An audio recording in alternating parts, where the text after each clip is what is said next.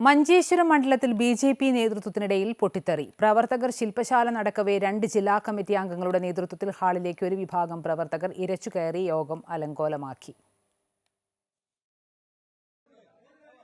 BJP. ജില്ലാ committee അംഗങ്ങളായ പത്മനാഭ കടപ്പുറം, advocate Naveen Raj എന്നിവരുടെ നേതൃത്വത്തിലാണ് ഒരു വിഭാഗം പ്രവർത്തക ശില്പശാല നടക്കുന്ന സ്ഥലത്തേക്ക് ഇരച്ചു കയറിയത്.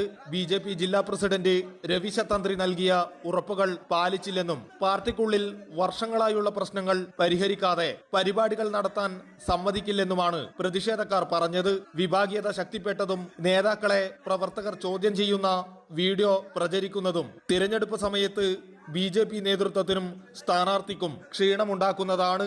ചില നേതാക്കൾ സ്ഥാനാർത്ഥി ജയിക്കരുതെന്ന നിലയിലാണ് പ്രവർത്തിക്കുന്നതെന്നും പ്രവർത്തകർ കുറ്റപ്പെടുത്തുന്നു.